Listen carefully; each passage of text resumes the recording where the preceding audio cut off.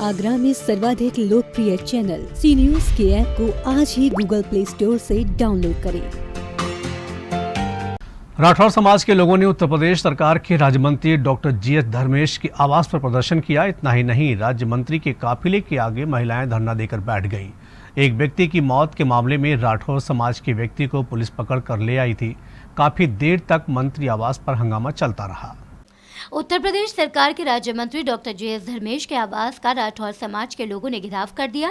बड़ी संख्या में राठौर समाज के महिला पुरुष राज्य मंत्री डॉक्टर जी.एस. धर्मेश के ग्वालियर रोड डिफेंस स्टेट स्थित आवास पर पहुंच गए और नारेबाजी करने लगे। दरअसल थाना ताजगंज गोबर चौकी क्षेत्र में अमित नाम के युवक की मौत हो गई। अमित के परिवार के लोगों ने टेंट कारोबारी पर हत्या करने का आरोप लगाया था। पुलिस कारोबारी को पकड़कर थाने ले आई थी।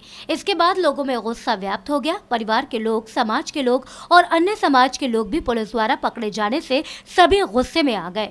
गुस्साए लोग मंत्री आवास पर पहुंच गए। राज्य मंत्री डॉक्टर जी.एस. धर्मेश बाहर निकल कर आए। सभी को आश्वासन भी दे रहे थे कि कोई भी निर्दोष पकड़ा नहीं जाएगा। रात को एसपी सिटी से जो बात हुई थी वो भी मैंने आपको बता दी है। बताई कि नहीं बताई?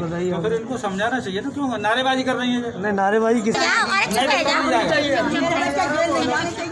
मैंने कह दिया नहीं है, बिल्कुल सही बात है। मुझे मालूम है निर्दोष है। अब मैं बार बार मत गलवाओ, मैं कह रहा हूँ कि निर्दोष है। जब एक बार कह दी उन्होंने अधिकारियों से बात करो, तुम्हारे साथ न्याय हो जाए। राज्य मंत्री डॉक्टर जी.एस. धर्मेश लोगों को समझा रहे थे, लेकिन लोग इस बात पर अड़े थे कि निर्दोष व्यक्ति को छोड़ा जाए। महिलाएं खासी गुस्से में नजर आई। सभी लोगों का कहना था कि जिस व्यक्ति को पुलिस ने पकड़ा है वो पूरे तरीके से निर्दोष है। तो उनको निर्दोष फंसाया जा रहा है। किस मामले में फंसा रहे? एक सिद्धार्थ नगर का एक अमित लड़का है, वो हमारी चौधरी पे आके रात में नशे की हालत में सो गया। उसके घर पे जाके भी कई उनके पिताजी बोले कि चलो वो उसका नसीब है, कोई बात नहीं, हम सुबह आ जाएगा, वो नशा उतर जाएगा। तो फिर उसके बाद वो पता नहीं उस सिड्डी की वजह से गिर आके कैसे जाने नाले में सुबह डेड बॉडी मिली उसकी। तो हम ही लोगों ने पुलिस को 112 नंबर पे कॉल की। पुलिस भी बुलाई, चौकी पे गए। चौकी से दरोगा जी आए और उसके माता पिता को इन्फॉर्म किया, उनको घर से बुला के लाए। फिर उसके बाद और डेड बॉडी को पोस्टमार्टम गृह भेजा। उनके पिताजी साथ थे। तो क्या आरोप क्या लगा रहे? आरोप लगा रहे हैं कि तुमने मारा है। पहले तो कुछ और कह रहे थे। और पहले कह रहे थे कि चलो कोई बात नहीं है, ये नशे में गिर गया तो क्या करें। अब जाके हम पे 302 का मुकदमा लगा रहे हैं। कल एक मेरी जानकारी में आया था कि रामनिवास जी के यहाँ एक कोई लड़का वो नाली में गिर कर के और रास्ते में जो है एक एक्सीडेंट हुआ था। उससे एक्सीडेंट हुआ और उसके बाद में एक जो है उनके चबूतरे पे आके जो है लेट गया। इन्होंने उनके घर वालों को बुलाया कि भाई ये तुम्हारे बच्चे हैं और नशे में है काफ़ी, इनको ले जाओ यहाँ से।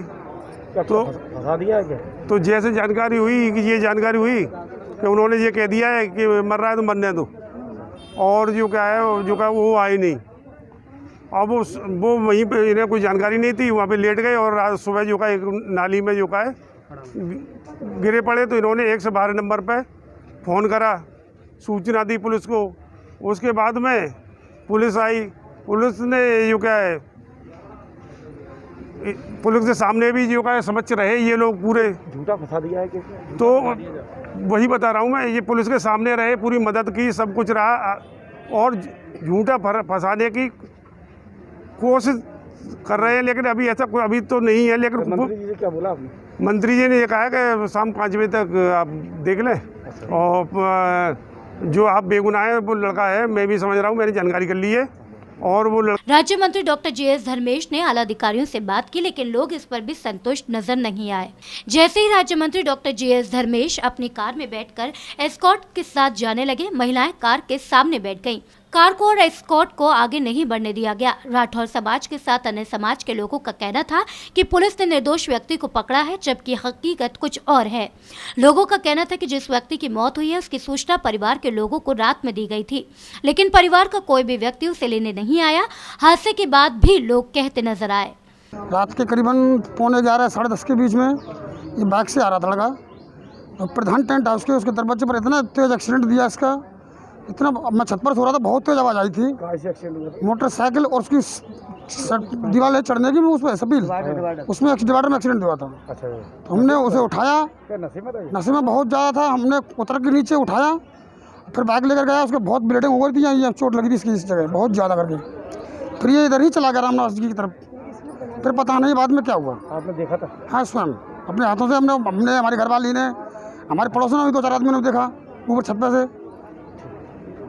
झूठा फंसाया जा रहा है, बिल्कुल झूठा फंसाया जा रहा है, बिल्कुल झूठा फंसाया जा रहा है। एक निर्दोष आदमी को पुलिस अपनी कार्रवाई करने जा रही है और उसमें 302 का मुकदमा इन्होंने कायम कर लिया है, इसीलिए बिना आधार पर। और उसी आधार पर हम बस बचाने के लिए हम माननीय मंत्री जी के घर पर आए और उनसे कहा है, पूरी घटना का व्याख्यान किया गया है। घटना ये है, अगर फ्री फंसा दिया तो नहीं, फ्री फंसा दिया तो हम संज्ञानात्मक में कार्रवाई करेंगे। संगठन के द्वारा जो ही हमसे कार्रवाई होगी वो हम कार्रवाई करने के लिए बाध्य होंगे, चाहे उसके लिए चौकी इंचार्ज हो, पुलिस प्रशासन हो, कोई भी हो। उसके लिए पूरी जोर शोर से हम जब करीब 1000 आदमी आए हैं और मंत्री जी को ये ज्ञापन भी दिया, मंत्री जी को अवगत कराया पूरी कार्यकारिणी। बस क्या कहना है, आपके पति को झूठा फंसाया गया है? हाँ, मेरे पति को झूठा फंसाया गया है। अच्छा, क्यों झूठा फंसा दिया? वो खाली काम करते थे और कुछ नहीं। उसकी छुट्टी 5 बजे हो गई थी, फिर वो वहाँ से चला गया। फिर रात को नहीं मालूम है क्या हुआ है क्या नहीं हुआ है। हम तो आराम छत पे सो रहे थे। अच्छा, उनके घर पे बोल के आए थे क्या आपने? हाँ, उनके घर पे भी हमने फ़ोन भी किया था। उनके वहाँ पे फ़ोन भी नहीं लगाया। फिर उनके पापा के पास गए हैं कहने के लिए। फिर उनके पापा कह रहे थे कि हमारे जाने उसका नशा फट जाएगा, सुबह आ जाएगा। हमने उनसे ये भी कहा कि उनकी ब्लीडिंग भी हो रही है, बट उन्होंने सुना नहीं। अच्छा, आपके पति को फंसा दिया आपने? हाँ, बिल्कुल पूरी तरह से। काफी देर तक राज्य मंत्री के आवास पर हंगामा चलता रहा। हंगामा बढ़ता उससे पहले सीओ सदर प्रभात कुमार और इंस्पेक्टर सदर पहुंच गए। लोगों को समझाया गया, आश्वासन दिया गया कि किसी भी निर्दोष पर कार्रवाई नहीं होगी। इसके बाद ही गुस्साए लोग रास्ते से हटे और राज्य मंत्री GS धर्मेश का काफिला आगे की ओर बढ़ सका। उसके बाद जो लोग नारेबाजी कर रहे थे वो मंत्री जी की तारीफ करते नजर आए। सी न्यूज़ के लिए राकेश कन्नौजिया की रिपोर्ट।